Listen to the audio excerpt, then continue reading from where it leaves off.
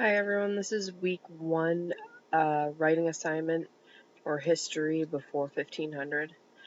We were asked to translate tablet 11 of the Epic of Gilgamesh and watch a video entitled Floods of the Ancient Near East Crash Course World History and Mythology and respond to some questions.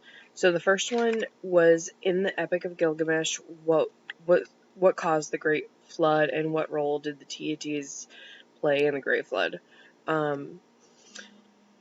First off, the Epic of Gilgamesh was based on 12 large tablets that were discovered in 1849 and were not translated until 1872. They date back to about 650 BC. The story of the flood, though, dates back much farther than that. It's composed actually in poem form, but overall the story is really based on Gilgamesh being a king, and he was actually a really bad king. He was a really bad guy in general. He was kind of known as a lion killer. He was a third god and 2/3 man, but not immortal. His mom was a goddess, and his dad was a mortal king. He was known as such a jerk to the people that were under him that they cried out to the gods, who heard him, or heard all of them, and they, kind of in hopes to help the people, created an equal to Gilgamesh called Enkidu. Enkidu was similar in weight, height, so when he met Gilgamesh, they fought, had a huge battle, and ultimately Gilgamesh realized that he was his equal, and they became best friends and went on a bunch of different adventures.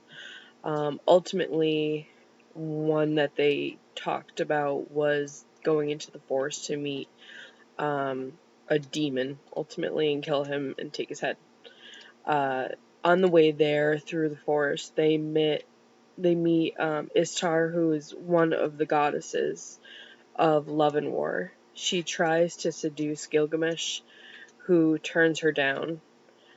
She gets really upset and ultimately convinces other people to kill Enkidu.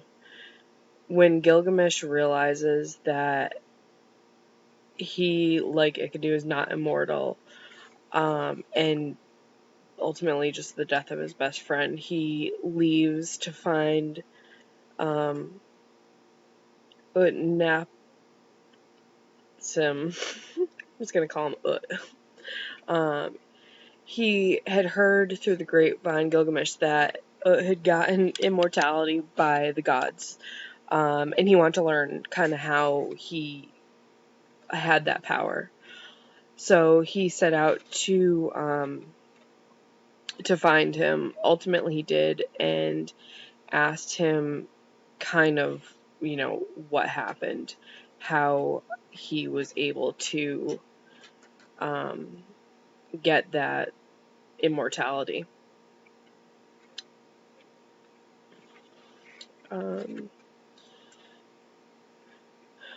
So he finds him, and ultimately sits down and tells him the whole story.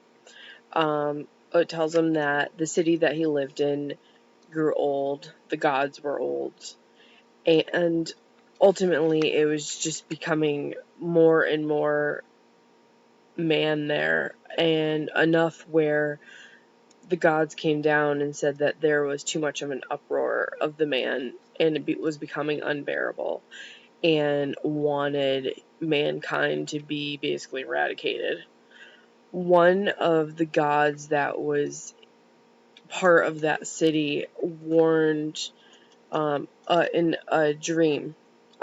He basically, the way that it was described was, he heard the wind in the trees of his house, basically saying, telling him to tear down his house and build a boat, abandon all his possessions, and ultimately take his family members, friends, someone to steer the ship, someone to maintain the ship, food, animals, different things to grow, and that was pretty much it. So,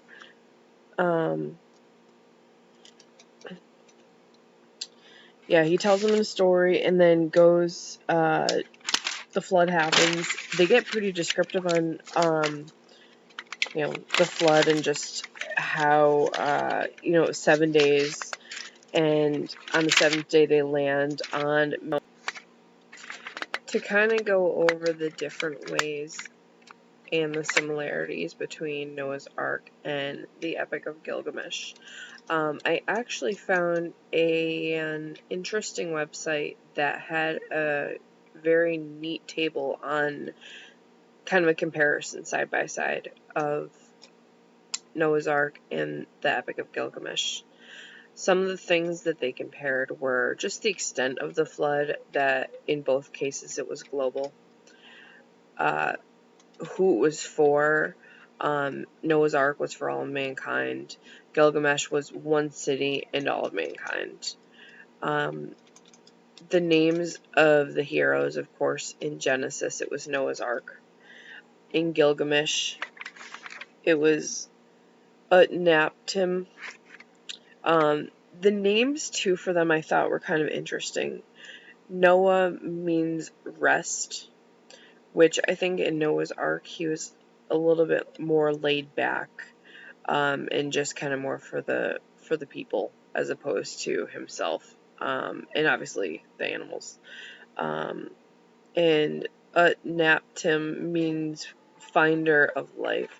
It's just kind of going out there and obviously,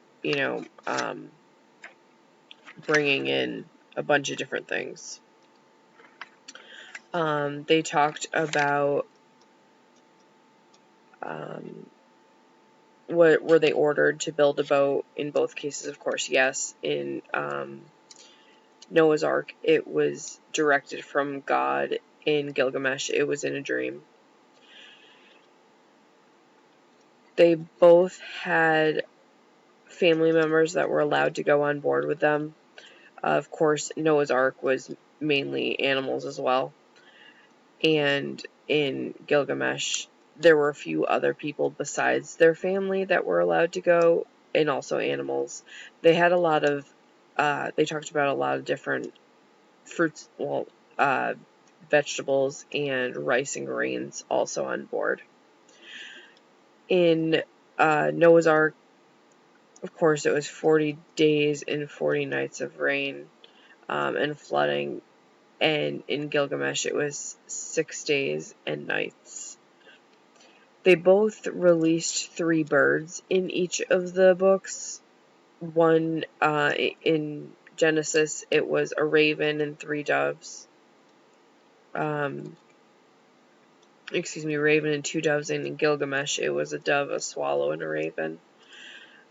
They both did sacrifice something in each story, and they were both blessed after doing, the flood and building the boats and whatnot. Other things, too, that were the same were the snake was kind of the negative part in that story, and the eternal life was created, and the gods were kind of known by plants beneath the river in Gilgamesh, and, of course, the apple in Noah's Ark. There have been a lot of other versions of this story, so it was interesting to kind of see the different ones, even, information online. The other thing, too, I really liked the mythology video we watched on YouTube. They actually had one on Gilgamesh, too, which I liked and found very interesting. So I hope you enjoyed my presentation, and thank you very much.